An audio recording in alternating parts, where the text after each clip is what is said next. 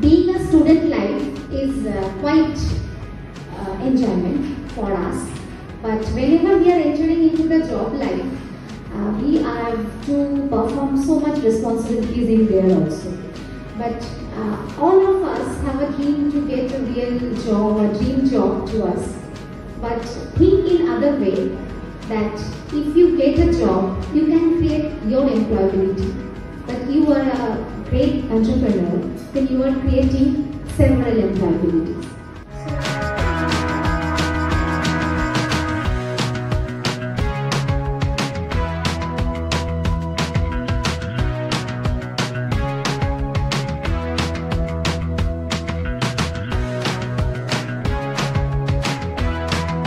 Good afternoon, students and my dear teachers.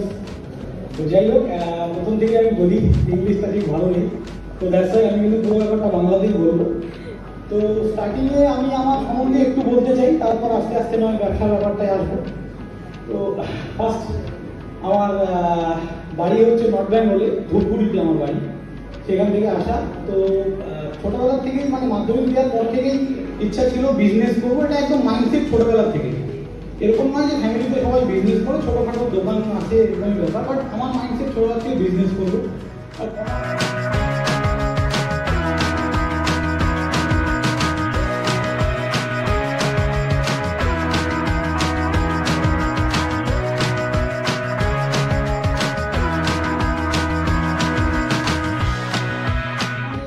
অনেক কিছু আছে এক্সপ্লোর করার, যেটা আমার ভালো লাগবে। ইঞ্জিনিয়ারিং মানে একটা জিনিস, এটা এরকম নয় যে আমাকে জবই করতে হবে।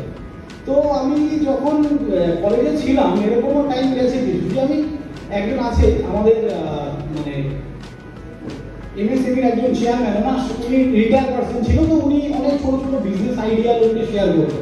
তো ওনার সাথে দেখা করতে গেছে জাস্ট 5,000 রুপিস। মানে এটা আমার একদম ইনিশিয়াল ইচ্ছা ছিল যে বিজনেস করবো। ক্যাম্পাসিংয়ে বসিনি, এরকম মানে ক্যাম্পাসিংয়ে বসেছিলাম, বাট হয়নি আমার। অ্যাকচুয়ালি ওই বললাম ইংলিশটা খুব ভালো নেই। তো তারপর বিটেক পাস করার পরে তারপর স্যারের সাথে অনেকগুলো কাজ হয়েছে। স্যার ধন্যবাদ স্যার, আপনাকে অনেক অনেক কিছু জেনেছি আমি আপনার থেকে। আপনার সাথে আমার একটা পেটেন্টও আছে, সেটা মনে আছে।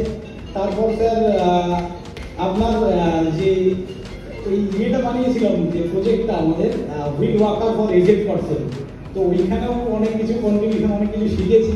তারপর আপনি আমাকে অনেক জায়গায় পাঠিয়েছিলেন, সেগুলোও মনে আছে।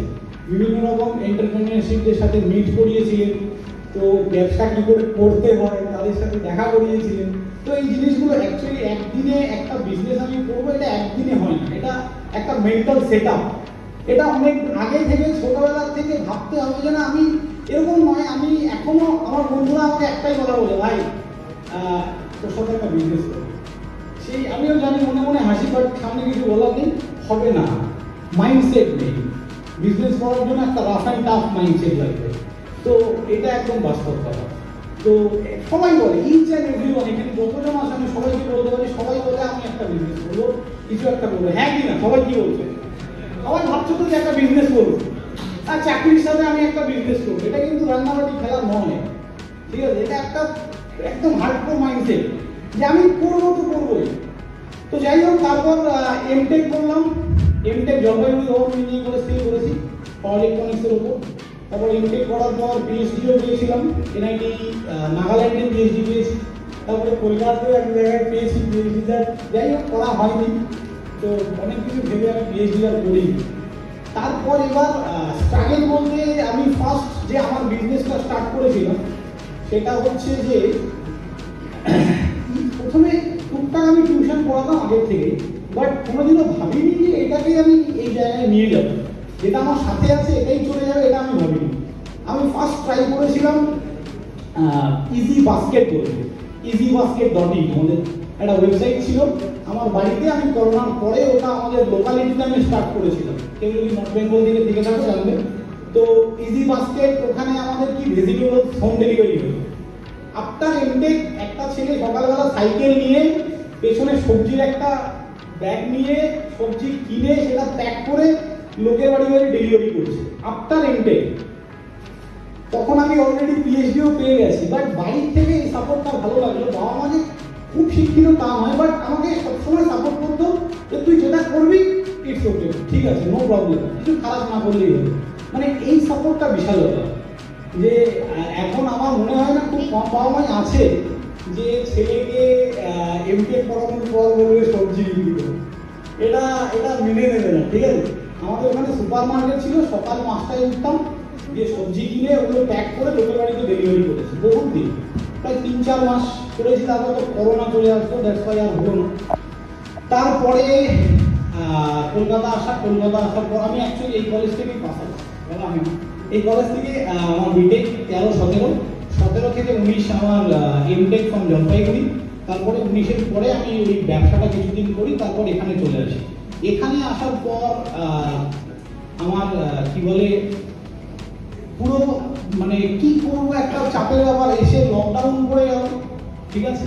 তারপর আমার আরেকটা স্টার্টআপ শুরু হয় এখানে এসে, সেটা হচ্ছে উইকেল অটোমেশন বলে, ওদের সাথে আমরা একটা কাজ করি, ঠিক আছে। অটোমেশনে আমরা বিভিন্ন রকম সুইচ বানাচ্ছিলাম ওই সময়।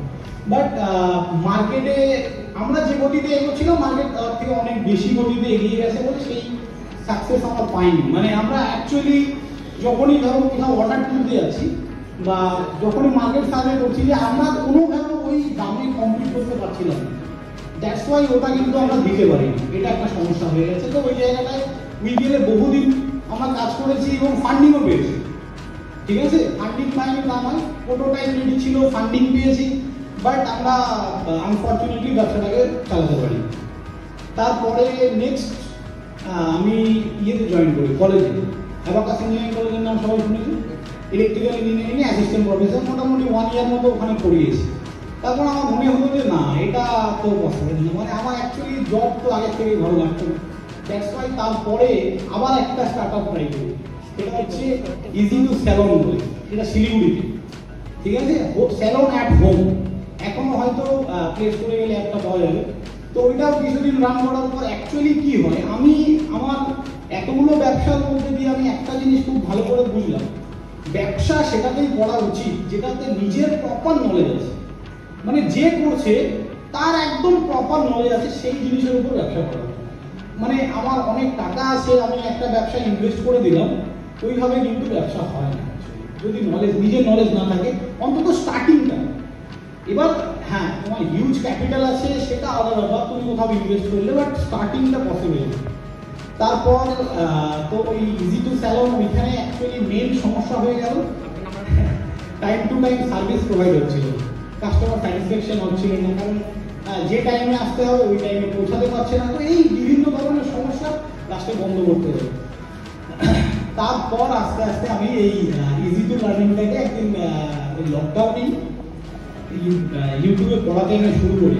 ফার্স্ট ইউটিউবে পড়াতে শুরু করি, তো সবাই বলছে যে স্যার আপনার পড়ানোর স্কিলটা খুব ভালো, আপনি এটাই কন্টিনিউ করুন। তো আস্তে আস্তে বলতে পারো এখন আমার অ্যাট প্রেজেন্ট প্রায় 8000 স্টুডেন্ট আছে। ওকে, ডিপ্লোমা, বিটেক সবাইকেই পড়াই। আমরা মেনলি আমাদের যদি বলো, মেনলি এন্ট্রান্স এক্সাম হচ্ছে জিলেট বলে একটা এন্ট্রান্স এক্সাম হয় বিটেক, মানে ডিপ্লোমা থেকে বিটেকে আসার জন্য। তো প্রতিবারই আমাদের এখান থেকে 1 থেকে 10-এর মধ্যে 3 জন 4 জন 5 জন কিন্তু জিএমআর র্যাঙ্ক করে থাকে। এবারও যেমন র্যাঙ্ক 5 আমাদের, র্যাঙ্ক 14 আমাদের বেরিয়েছে, র্যাঙ্ক 18, 1 to 140 স্টুডেন্ট বেরিয়েছে। তো এখন বলতে পারো জিলেটের একটা খুব ভালো coaching centre easy to learning.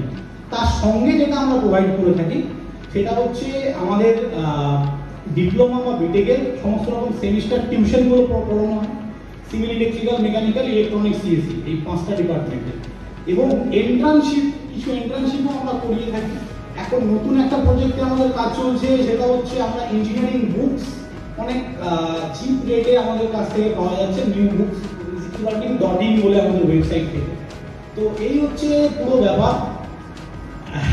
আর কি বলবো স্যার, এটাই আমার মেনলি জার্নিটা। আর বাকি আমি ব্যবসার জন্য সবাইকে বলবো, দেখো আমি কিন্তু হার মানি লেগেছিলাম, ঠিক আছে। এটা মানে এটাই দরকার, লেগে থাকাটা। একটা হচ্ছে না আরেকটা ট্রাই করো, লেগে থাকবো, একটার পেছনে লেগে থাকবো। আমি এরকম নয় যে আমি জাস্ট পড়াচ্ছি বলেই সাকসেস, এরকম কোনো ব্যাপার নেই। আমি একা পড়াই না, এখন ইজি টু লার্নিং একটা 30 জনের আমাদের টিম আছে। ইউটিউবের লার্নিং প্রাইভেট লিমিটেড বলে আমরা একটা কোম্পানি করেছি। আমি আর আমার ওয়াইফ, আমরা দুজনেই মানে ফাউন্ডার আছি এটা।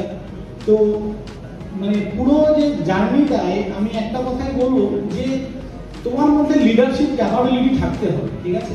আমার আন্ডারে 30 জন ফ্যাকাল্টি কাজ করে, তো তুমি তার সাথে কিভাবে বিহেভ করবে, কি করবে, সেটাও কিন্তু একটা ম্যাটার। মানে তোমার কাছে বুদ্ধি আছে বাট পেশেন্স নেই, তাহলে কিন্তু হবে না ব্যবসা।